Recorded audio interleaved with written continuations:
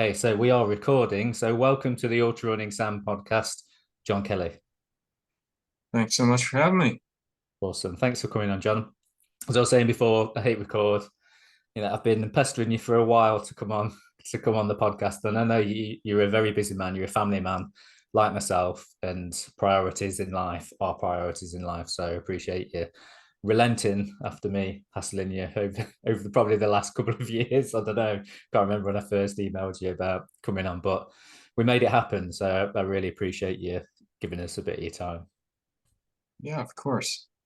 Awesome. So time wise, then it's just gone 7 p.m. here, local time in the UK, Derbyshire, not far from somewhere that you would know. Well, I say not far from. I'm probably about an hour from Edale, so somewhere that you know very well. So what's local time, and where are you right now? So it's 2 p.m. I'm kind of just on the Tennessee, North Carolina border in southern Appalachia. So quite a ways away from you there. It's I think the joke we always had when I was over there is in the U.S. we think 100 years is old, and in the UK you think 100 miles is far. So you say you're an hour from Edale, and that's just right next door. Yeah, that is true. Yeah, yeah, you're absolutely right. I know my brother lives in Canada, and they think nothing of driving for like 6 hours to just go and see like a friend or go and see a family member. Whereas for us, that's driving to Scotland all the way to the Yeah, top of yeah. Scotland. It's a long way. So it's all relative, isn't it? All relative. So you were with us for quite a while, weren't you? So you were in the Bristol area, weren't you, for work? So is that something that you ever going to come back and live in the UK, or was that sort of your one and done over here to set the business up and then go back? Yeah, so that was the plan from the beginning, and that was sort of the agreed upon timeline with my family and work. It was not ideal, in that I came over there specifically to build our team in person for work, and then I spent a huge chunk of that time working remote thanks to COVID. But now I'm still kind of continuing doing the same thing, still remote. Time zone shift is a bit difficult sometimes, but yeah, I mean, at this point, I'm back over there once or twice a year for work, and try to fit in whatever else I can on that same trip. Mm. So as far as your work is concerned, so naively for years, I assumed that Random Forest Runner was like a reference to to running in a forest. And then obviously I knew what you did for a job, but I'd not made that connection between random forests plotting and just can you explain that to because I tried to sort of look into it and very quickly my dyslexic brain and Yeah, so one of the guys I've been working with for about 8 years, 8+ years now, he came up with that. I'm the technical side of things. He's the business side of things. So of course he had that kind of marketing brain, and thought of so random forest is an algorithm in my line of work. I'm a data scientist, and random forest is a machine learning algorithm that's often used. Well, when we came up with the name, it was much more often used. It has now kind of taken a back seat to newer and better algorithms. But so very much a play on words, and has both meanings. It has the meaning there for what I do professionally, and then also, yeah, running through random forests. there's plenty of that in ultra running. Yeah, you're a play on words. You're quite a wordy kind of guy, aren't you? I know you've you've got your blog, haven't you, and your website. There's a lot of information on there, stuff that you've written and everything. Is that something that started in the the ultra running era of blogs? Isn't so much as prevalent as it is now, is it? back in the day, like in the early days of ultra running, it was the source of information for people that were getting into ultra running. Was that sort of same time period that you started doing a blog and you've kept it up since? I guess when I started doing it was probably more in the transition period there. It was just as Instagram and other social media was really starting to grow. Guess it was early 2015 probably that I set that up. Um, and and so yeah, it's just something I enjoy having it to look back on myself, and hopefully when I'm too old to do a lot of the things now, I'm able to look back on some of these things in detail. I do think that there's still a niche group of people out there that enjoy having that sort of longer form post. I've honestly I've gotten a bit behind on it. I haven't had time to do those as much recently, but it's also a matter of just not having an editor. I don't have someone that comes through and trims these things down and gets it to meet some word count. I just kind of let my thoughts spill out onto the paper, and there they are. It's done. Mm. Yeah, that's awesome. I think sometimes when you've been in this been in the sport a long time, you kind of forget the things that you've done. I know, obviously, with your accomplishments in the sport, some of them are obviously more memorable than others. But for just like an average Joe ultra runner like me, sometimes even I've been ultra running for 10 years, and even I forget some of the adventures that I've had, and it's only when someone reminds you of a story and you think, oh yeah, or you go back and look at something that you posted online or a story that you wrote for an article or something like that. So I think, yeah, it's probably something that we should all do if we're going to stay in the sport for a long time, just to have those memories to look back on. Yeah, definitely. Um, just sort of going to your sort of history then.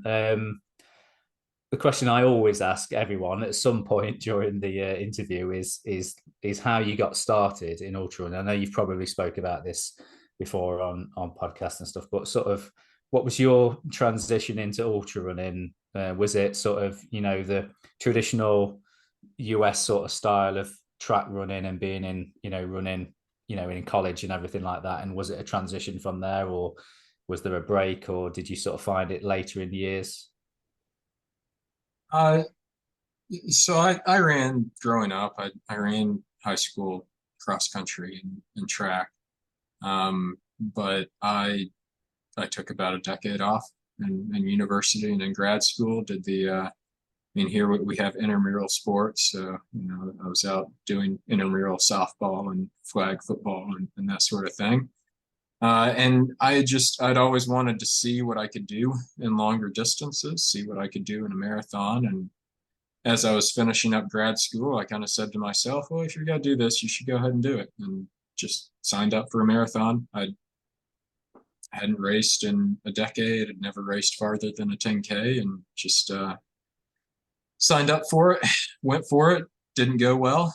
Kind of told myself, you wanted to see what you can do, so you should give yourself a good shot and really actually try at this. And so I signed up for another, and then again said, I think you can still do a little bit better. And just kind of kept snowballing from there, saying, I think I can do better, or I think I can go farther, or try this other challenge, and just kind of kept going. And I really I got pulled into the Barkley Marathons, and that was a big leap into ultra running, and things went from there. I mean, after that, everything seemed reasonable.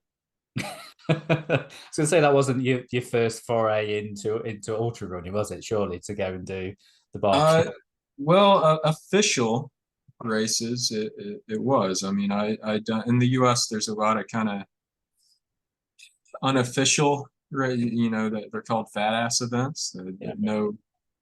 No awards, no aid stations, no whining. Basically, just people show up at a trailhead and go for a glorified training run, effectively. and I'd done a lot of long distance hiking, and that's another aspect of this that I enjoyed doing that, but I didn't have time to do everything I wanted to do. And I said, well, maybe if I run, I can see more, and I can do more things. But yeah, back then that was just before the Barkley documentary came out, and so it wasn't quite as difficult to get in. And I had the kind of the local boy card that I could play there as well, which it's a very rural, remote area where no one even hardly knows what running is, much less would run the Barkley. So that was a very unique aspect that I had on my application. And to be honest, I didn't expect to get in, but then I did, and kind of went into that panic mode of I don't know what I'm doing. I need to figure this out real quick. Is it true that most of the year you can't actually get on the route because you're supposed to stay on the, is it mainly like fire roads, forest roads that you're supposed to stay on, and then the actual Barkley is just obviously just all over the place? Yeah, it's in a state park, and there are trails through the park, and you're not supposed to go off the trail uh, other than during Barkley, because it's to prevent uh, harming some sensitive ecological areas, and to prevent kind of making paths and inroads for poachers to come into the park and hunt where they shouldn't be hunting. So yeah, the race itself is the only time you can be out on most of the course. Mm. So would you say that race was sort of your first like obsession in ultra running? Because you obviously have been back numerous times. How many times have you done Barclays now? Is it three or four? Six. Six. Wow. Didn't know it was six. That is a project. That's a long-term project, isn't it? Yeah, and it's things have evolved a lot for me over that time. I kind of went from the panicked, inexperienced person who didn't know what I was doing to the confident but still anxious and stressed out about it person, to then being, well, I finished. Is it really that big a deal? The kind of unmotivated Mm. uh, person running it. That was my first time back, and now I've reached a good equilibrium where it's something that I very much am motivated to still finish, as I did this past year, but it's in no way stressful or anything for me. I genuinely just enjoy going out there. I enjoy getting to go in those areas that I otherwise don't get to explore. I enjoy kind of getting to show people from all over the world my backyard, and it's just a great experience for me.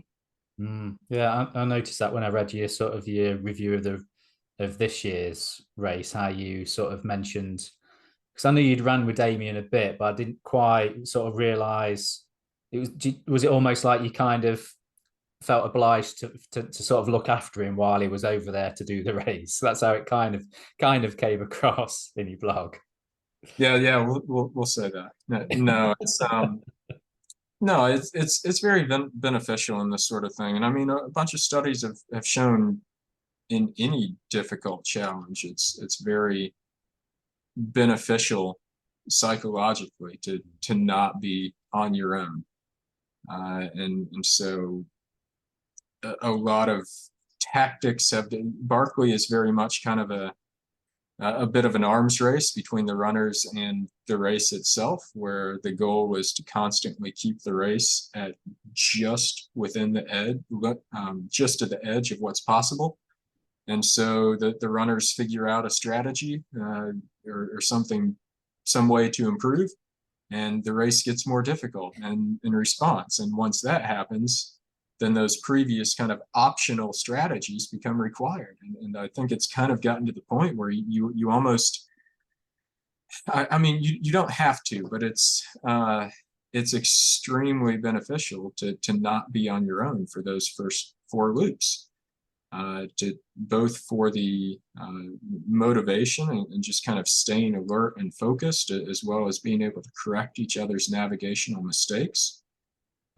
So there's very much a benefit for that, and I know Damien well enough to know that he would be a good person to be out there with, and so it's not that either of us made an intentional effort to stay together, but we didn't make an intentional effort to separate either. Mm. I heard somebody describe it as being like the Hunger Games, where you sort of band together to sort of to preserve your own life. Well, if it comes to it, you'd have to be willing to send the other one to the chop. Well, it's yeah, alliances of convenience, and it's really just uh, you know, past a certain point, uh, if the other person really starts to struggle too much, then obviously you can't let that weigh you down, and that's both physically and mentally. I mean, it's great to be able to keep each other motivated as best you can, but once someone starts mentally getting really negative and really kind of giving up on things, and they you're not able to get them to snap to it, you know, that sort of thinking, those sort of thoughts, they're contagious, and you've got to get away from that to prevent it from dragging you down as well. That's true, actually. Yeah, people's negative energy can sort of rub off on you in a race, kind of. But likewise, the same sort of positivity as well can sort of drag you Yeah. through a Yep. different time. And you see that, don't you, with those kind of races with like Barkley and with the spine and stuff. People team up, don't they, to sort of make the best of things. Just talking about your sort of your association with Damo, then. So there's there was a little bit of it's friendly rivalry, wasn't there, between you sort of with the Pennine Way. So that was kind of was that another sort of thing that you focused on as like a bit of a project of like spine race, Pennine Way, FKT, that kind of thing? Was it something that sort of gripped you in the same way that Barkley Marathons did? Yeah, I mean, I tend to get really focused on kind of, I guess, one thing at a time in terms of wanting to optimize and do the best that I can, and so I, after doing the spine, the thought of doing the Pennine Way and supported and in good conditions was very intriguing to me. And then, you know, as pretty much everything else got canceled that summer due to COVID, it went from very intriguing, I'll probably do it, to, yeah, I'm definitely going to do this. And then, like a lot of things I do, I did it that first time. And I mean, it's like I said with the marathon, I finished and I kind of said, I think I can do a bit better than that. I had some big difficulties that first attempt.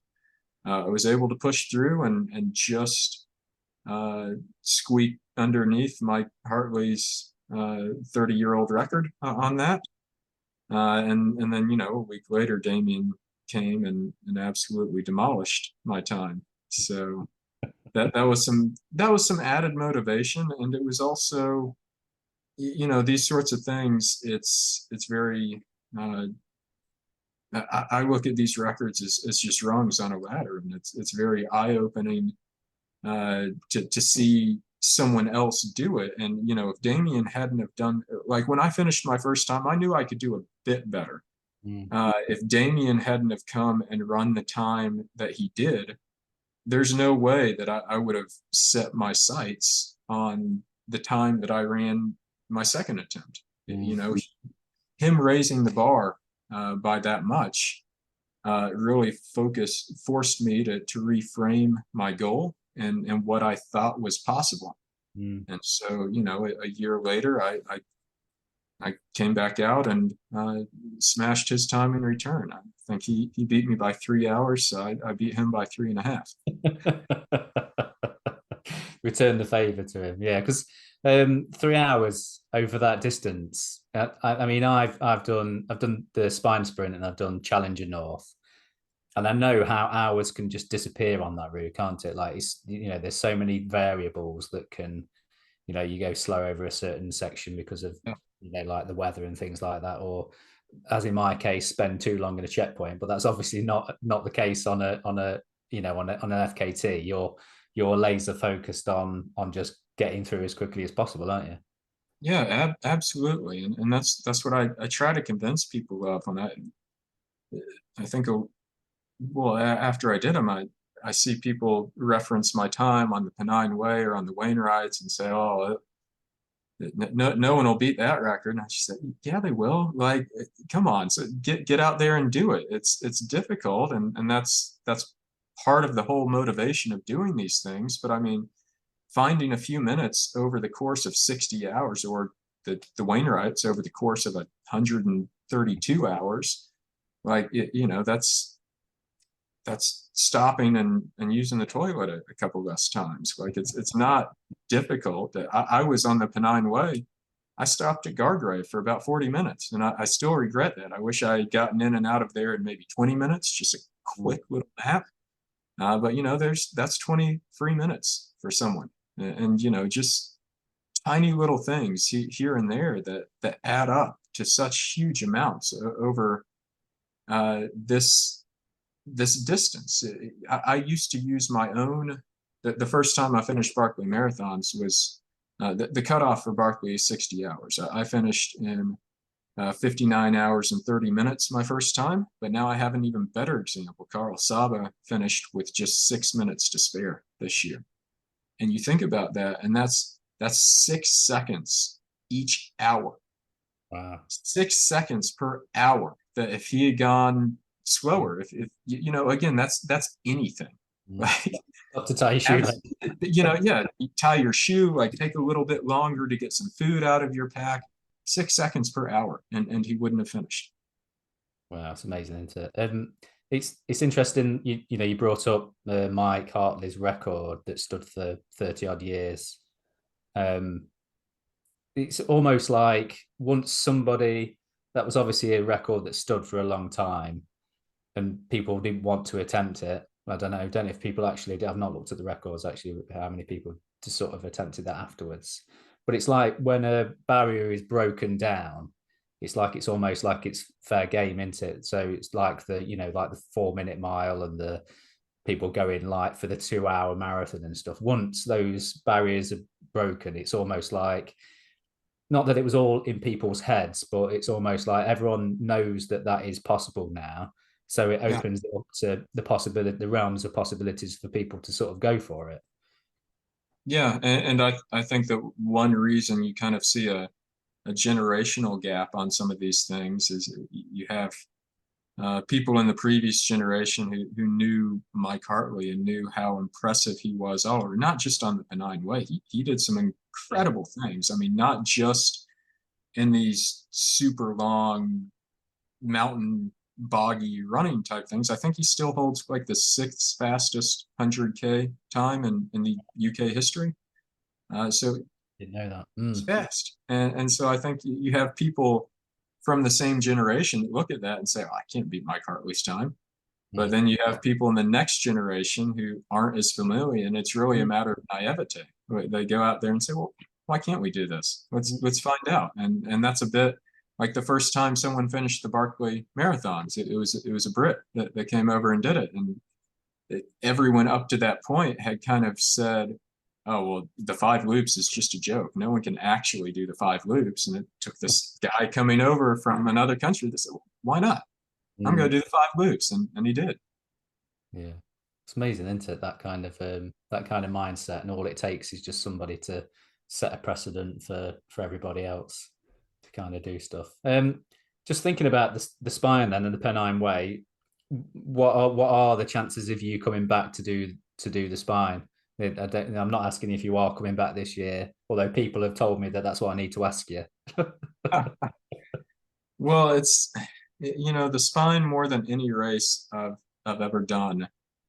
That last stretch was so miserable, and more I so did than that stretch in the summer, and it was miserable. yeah, well, more so than anything, I finished that and said, Never again. There's no way. There is absolutely no chance I'm ever doing this again."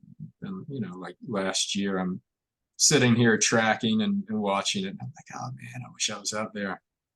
And so that appeal's definitely come back. It's obviously much more difficult logistically for me to get back over there and do that. And I also don't want to be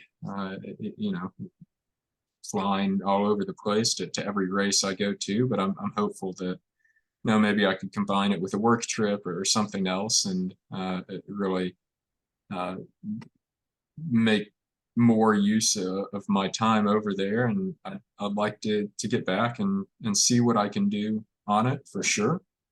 I think that I've learned a lot since my first outing on the Pennine Way, not just in terms of the or sorry, since my first time on the spine, not just in terms of the Pennine Way itself, but in doing things of that distance. I hadn't really done much of really beyond 60 hours up to that point. So I think I could give it a better shot.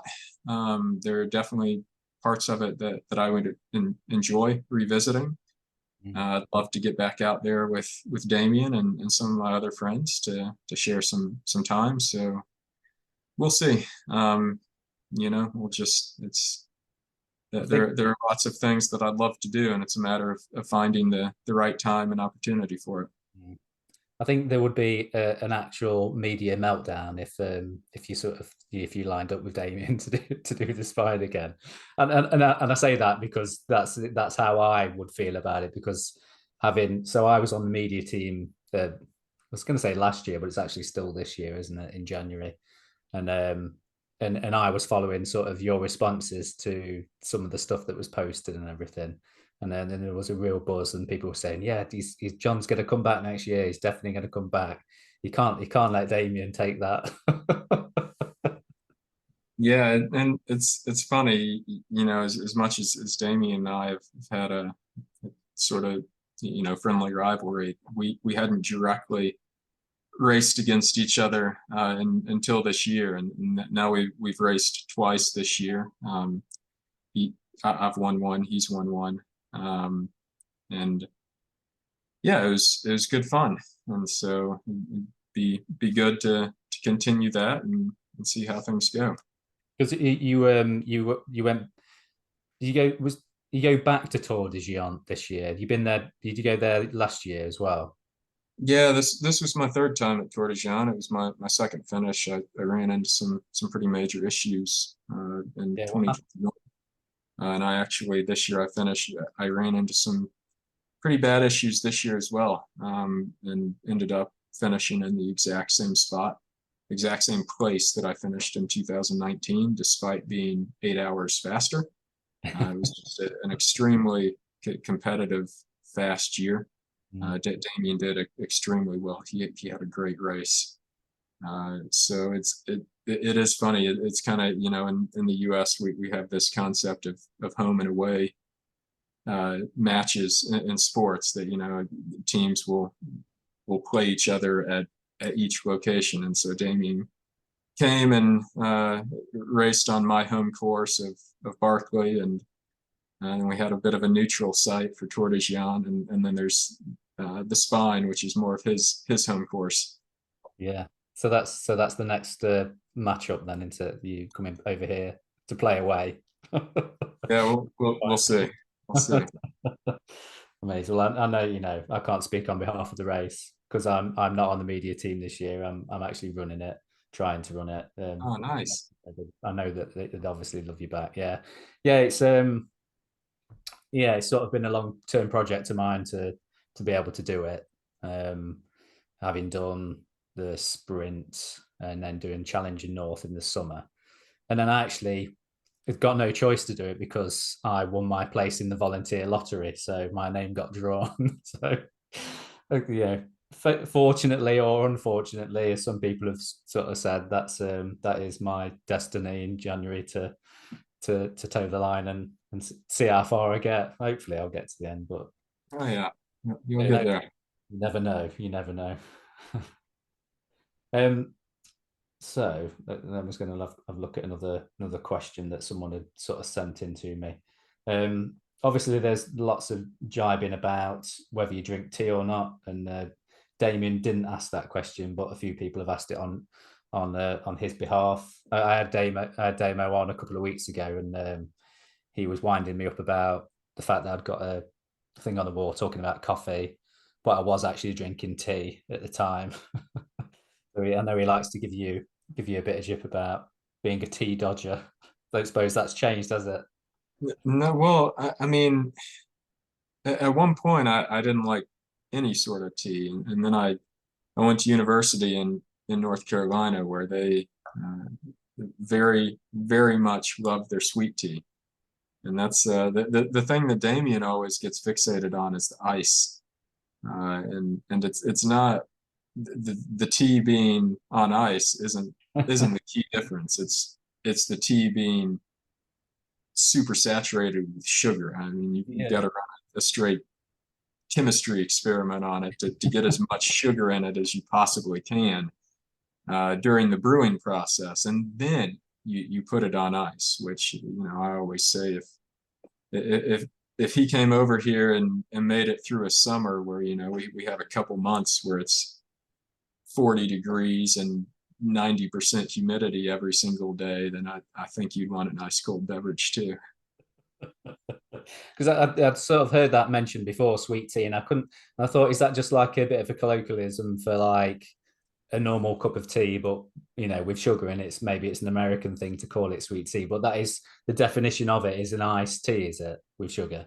Yeah, so the sweet tea is very much a southern thing here, and Right. so you'll if you go to the north in the U.S. and ask for sweet tea, they'll bring you your tea and then bring you a couple sugar packets, and that it doesn't work that way. You've got to dump the tea in while it's brewing, so that you can fit even more sugar in there, and then after you brewed it, you can put it on ice. Yeah. Okay. Right. I feel like I'm being educated in southern ways. So you grew up in Morgan? Is it Morgan County, Tennessee? So Yep. how far are you back home then now, or are you sort of in that area roughly? So yeah, I'm kind of right on the. So Morgan County is in East Tennessee. It's where Barkley is. So I grew up uh, literally across the highway from the Barkley course. My family's been on that land for 200 years, Wow. which again is essentially forever in the U.S. as far as that goes. And I'm now kind of on the Tennessee North Carolina border, which is a few hours east of there, which again in the U.S. is nothing. I mean that's basically being right next to it. Right. Okay. So you said there sort of wasn't the other than Laz. What sort of trail running and ultra running culture is there around there? You say it's sort of something that was not unheard of, but with the Barclays and everything, it not being that being your sort of first attempt at ultras. So is there sort of like over here, for example? I can sort of go in a few miles in each direction, and I know that in Derbyshire, there's loads of ultras, and they're everywhere. Is that the case where you are, or was it something further afield you had to travel for? There are definitely ultras around me here. Most of the well-known ultras in the U.S. are on the West Coast.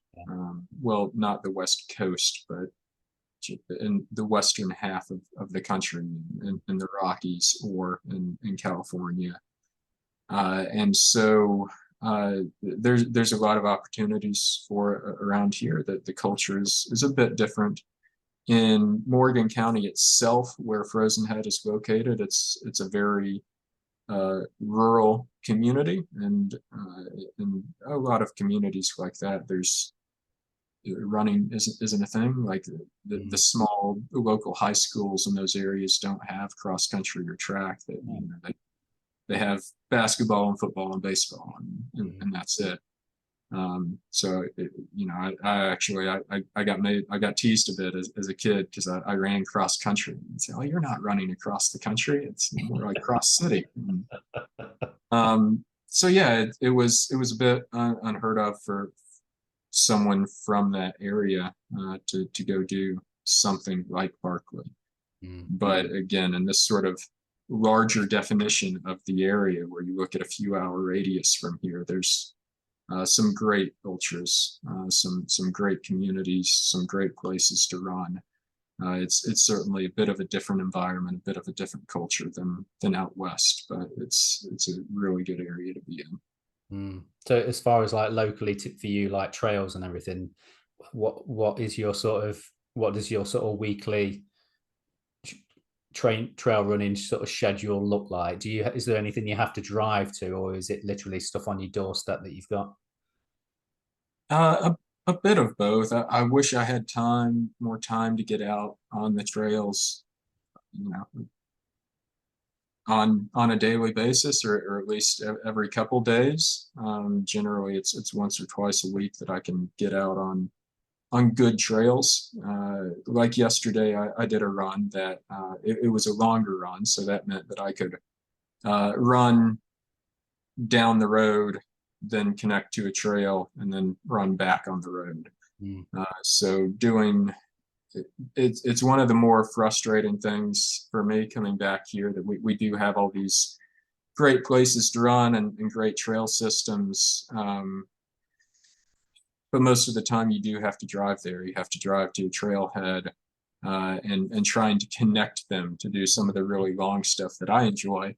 There's some great trails here and there's some great trails here, but then in the middle is, private land and 50-mile-an-hour highway of death that you can't run on. And so whereas in the UK with all the public rights of way, or up in Scotland, the right to roam, like you can get to from any 2 points, between any 2 points without ever going on a road, just, crossing farmers' lands and other areas. And that's definitely something that, unfortunately, you can't do here. Mm. Yeah, I was thinking while you were saying that Damien wouldn't be happy about having to drive a big truck between trails, would he? He wouldn't be keen on that, would he? Gas guzzling. Um, so as far as like your training, then one of the questions that I was asked to put to you is, for your, because you hold records and you've had some really fast results. What sort of training specificity have you sort of put into your training? For like leading up to a race like Tour de Géant, which is mountainous the whole way and brutal. What sort of specific things have you done locally to you to be able to sort of emulate that kind of terrain? So I've really, the past few years, and Damien and I both have the same coach. Actually, we're coached by David Roach. Yeah. And I've really stopped looking at things in terms of what am I training for. And I feel like that's a big icebreaker amongst runners. Like, oh, what are you training for these days? And to me, I'm not. Like, my goal is to year round keep myself in the best fitness and in the best shape that I can. And then leading into one of these races, I'm just kind of sharpening the blade. I'm making that fitness fit for purpose. And so going into Tour de Géant, there's some more steep terrain that I'll probably do in the month or so leading up to the race. Again, just to sort of take that fitness and mold it in a way that's specifically suited for that race. And so, yeah, I think that's the biggest difference. But otherwise, these days, I kind of just I do whatever my coach says to do, and that takes a lot of the stress and worry out of the process for me. Mm. What about things like track workouts? Are you throwing anything like that? And have you ever had any sort of times where you've been focusing on that kind of thing, like top end leg turnover speed kind of thing? Yeah, so I've generally I'll have one workout a week, and that can vary a bit. And last year, I tossed in a marathon at the end of the year, and so had some more speed work for that. But even now, kind of coming back from Tour de Géants, the workouts have been starting out with intervals that are a bit shorter. Last week I had 1 minute intervals. This week I had 2 minute intervals, and so just those are never on a track, but generally when I have stuff at that length, I kind of find a nice flat loop somewhere that I can do and do them on that just for consistency's sake, and so that I have a better feel myself of how I'm doing. Whereas it's quite difficult to tell if you're doing it on varied terrain and you're having to stop at a gate for traffic or whatever else. So I do kind of try to find a good uninterrupted spot to do those. Mm. Do you feel like you're training as you've sort of matured in the sport and progressed? Do you feel like your training is naturally changed, or do you still find yourself? I know you got your coach David Roach. Is it something that's always evolving as you go forward, or have you just sort of got this year in year out sort of base miles and then building for races? Is it something that changes? Is it an evolution as it goes along? I think there are a few factors there, and one thing to add to the speed aspect that our coach does is tosses a lot of strides and at the end of easy runs. So there might be an easy day, but then 6 times 20-second hill repeats at the end. And as far as the evolution of my own training, there are a few factors. The one is the evolution of my own fitness. Another is the evolution of my coach's understanding of my fitness, and specifically what works best for me as an individual. There is also the consideration that I'm getting older, and that will need to continue to be a consideration over the next decade plus. And then also just life stress. It's I train as best I can within the constraints of my life.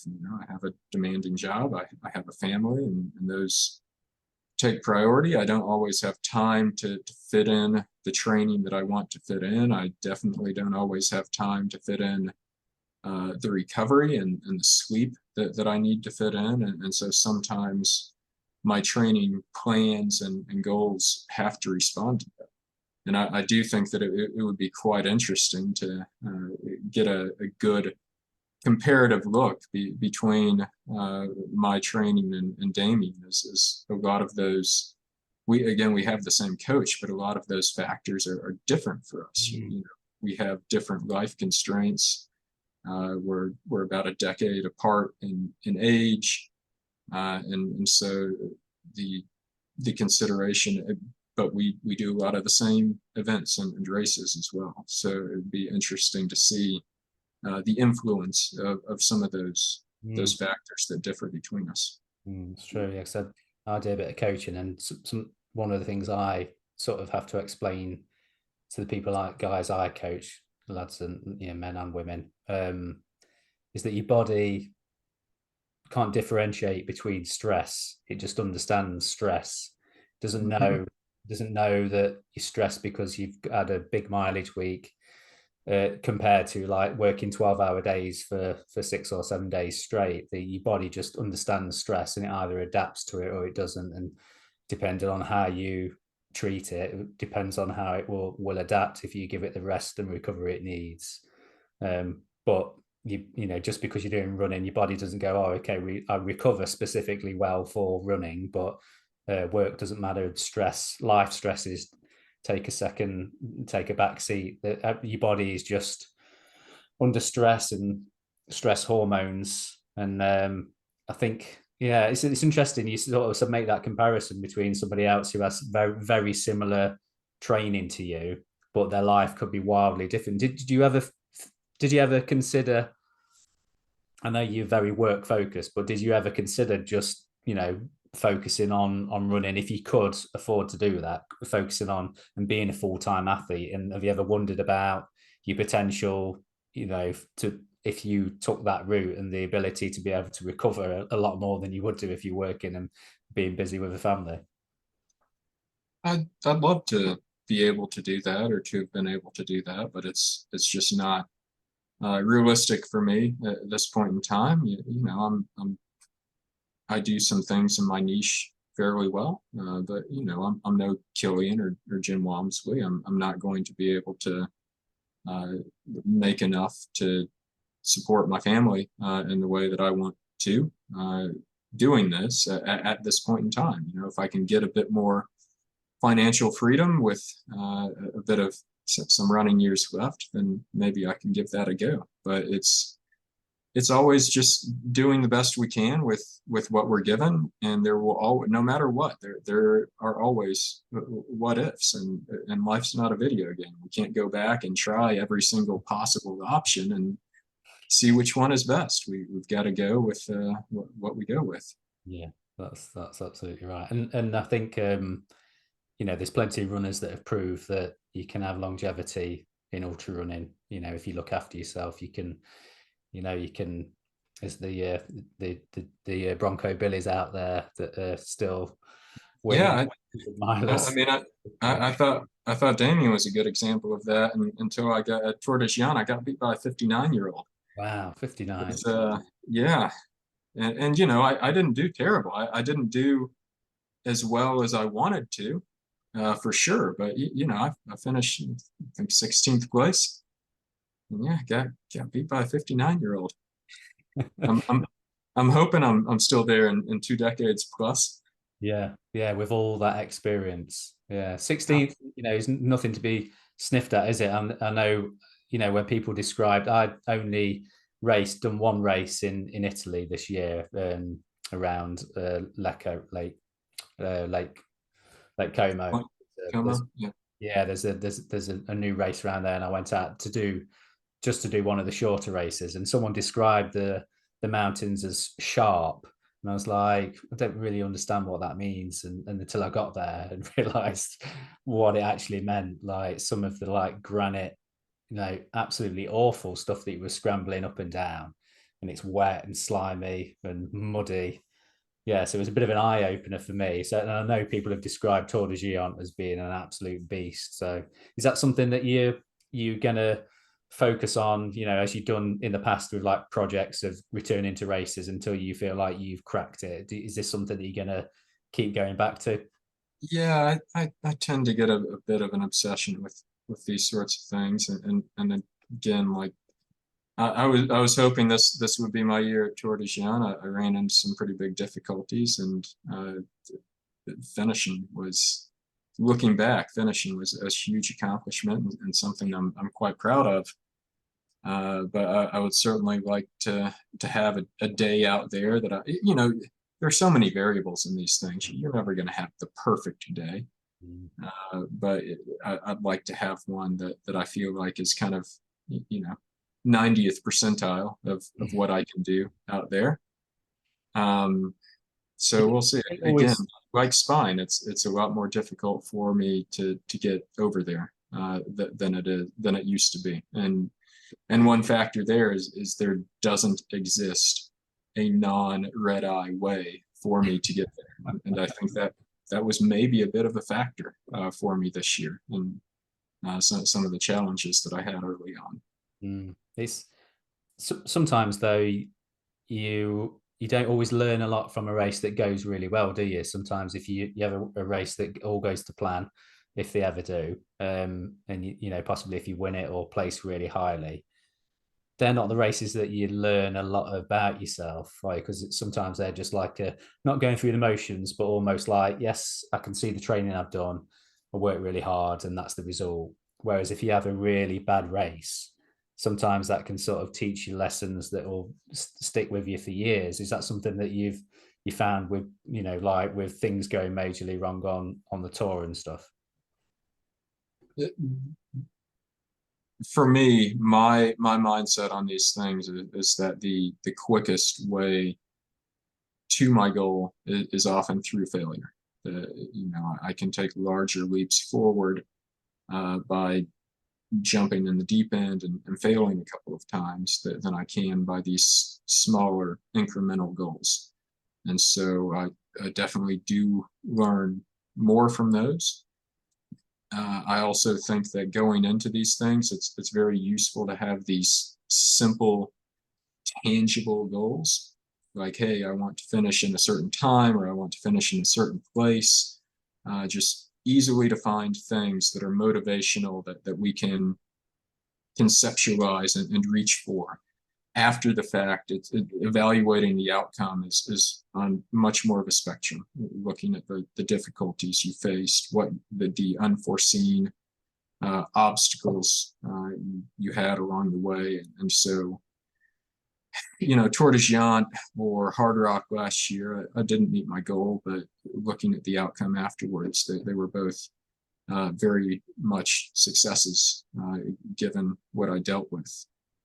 And the other thing that I've really I had went on the Uphill Athlete podcast after Barkley this year and was talking with Steve House, who was just a phenomenal mountaineer and incredibly knowledgeable on all things alpine related. And kind of the point that he made was we go out there and we do these difficult things in order to learn and grow and discover. And it's at those worst points, at those most challenging points, that those are the things, those are the times when we're learning the most. So to have those difficulties and look at that as a negative thing or a reason to quit, that's kind of giving up on the good part, on the very reason that we're doing these to begin with. Absolutely. Do you think that your sort of background and your chosen career, sort of plays into this analytical mind that you have, sort of looking back on races and seeing what you can learn from them? Because I know I've sort of heard people mention this before, that, and I've got this bit of a theory as well, that it seems like all of the really, really good ultra runners have that kind of mindset. They come from technical jobs, the engineers, scientists, vets, doctors, people that sort of applied themselves and they're problem solvers. Do you think that kind of plays to your advantage with the kind of academic background that you've got? I believe so, and it's one of those things where there's not really enough data points to say for sure. But that's something that's been noted a lot at Barkley, that a lot of the people that have had success there have these engineering and science and advanced degree backgrounds. And I think that to these types of people, it's just another puzzle to solve. It's another kind of complex challenge with a lot of variables to figure out. And we just kind of put our heads down and plow through any obstacles until we get to a solution. So I think that it's both.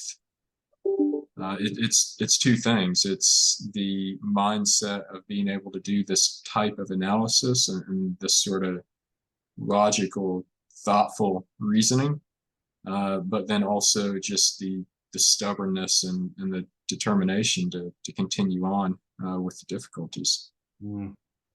That's interesting. So with that in mind, then, if you could, looking at your career that you've had in ultra running, if you could sort of tell a young John Kelly, give him some advice when he first gets into ultra running, what, on reflection now and analyzing all those years of running, what sort of advice would you give yourself going into that? Because I think the listeners and viewers, that would be something that maybe they could sort of take away as well. The biggest thing is just that none of us have any idea whatsoever what we can do.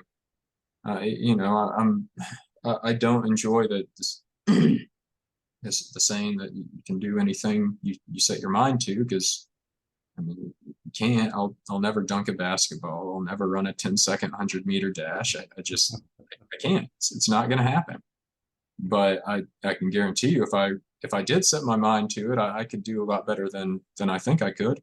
And with ultra running in particular, because there's so many variables and because it's so different from most other things that we do, we have no idea what we're capable of.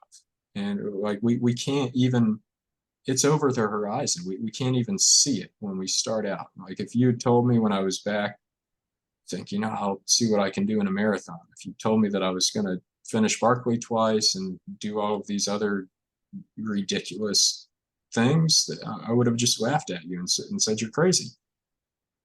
So just don't be afraid of failure. Don't be discouraged by failure, and don't let anything or anyone uh, tell you what you're capable of. Yeah, that's great advice. Awesome. So finally, then, just I'm aware of, don't want to keep you too long, but what have you got plans now? Is there anything that you've got in the pipeline that you can talk about? Have you got any races? I know we said you asked the question like, what are you training for? But is there anything that you're sort of focused on in the near future? And please tell me it's coming to the Spine in January. Well, it's a bit difficult for any North American runner to discuss plans this time of year, because most of us have put in for the Hard Rock and the Western States lotteries, and we're waiting to see how those go. So those are drawn in early December, and then, pending the outcomes of those, we can really start to nail down our plans for the following year.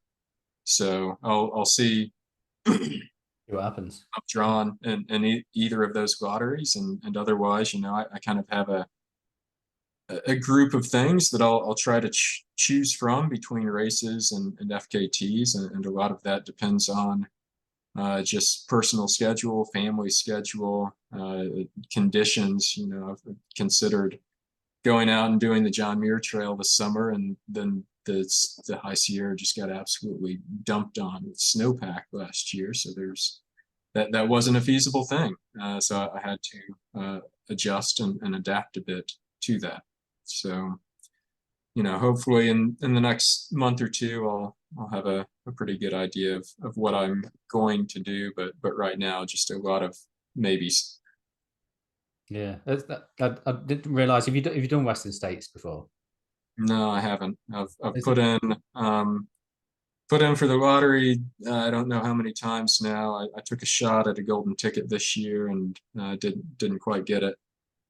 So that's always been one of those for me that I'd like to do it. I'd like to experience it. I'd like to um, see how I do against that competition, but it's not one that I view myself becoming obsessive about. The course and the conditions aren't all that well suited for me compared to some Hard Rock and some of the other races out there. Yeah, it's one of those races, isn't it? That it's got to be like a bucket list race for everyone. I mean, I'm obsessed with it. Whether if I ever, I've never put in for the lottery for it, but I've been over to film, and I know I talk about this on the podcast a lot, but that was like an amazing experience, just being out at the race and seeing it, and the fanfare and everything. It seems to be one of those races that just captures the imagination, and I think if you're a half decent ultra runner, then everyone should have a crack at least trying to get in the lottery. So Yeah. I mean, that's I'm not. I'll put in each year, and I'll do it when I get in, but I'm not going to be too worried about it until then. yeah, amazing. Well, it'd be nice if your name gets drawn, and hopefully I'll be out there next year to film again. So maybe I'll be running you in with a follow cam. That'll be interesting. So appreciate you coming on, John, and giving us some of your time. I know you're a busy man, and it's been really good to chat to you, and and ask the questions I've always wanted to ask you, mainly about the Spine race. So thanks for coming on. Yeah, of course. I enjoyed it, and hopefully see you out there soon enough, whether it's there or over this way or Yeah, somewhere. yeah. Hopefully it'll be when you're playing away from home when you come over here and beat Damien in the Spine race. Um, all the best for your own Yeah, upcoming stuff. yeah, thank you. Yeah, yeah, yeah. I'm still having dreams about it, to be honest. And I feel like I am getting prepared for it. It's just I'm now in the stages of starting to buy all of the kit that I need for it, which is just mind-boggling. Yeah, the kit list is extensive for sure. Yeah, and it seems to get bigger every year as well. But we'll get there. We'll get there. Anyway, thank you, John. Appreciate your time. Thanks for coming on. Yeah, thanks so much. Yes, thank you. There's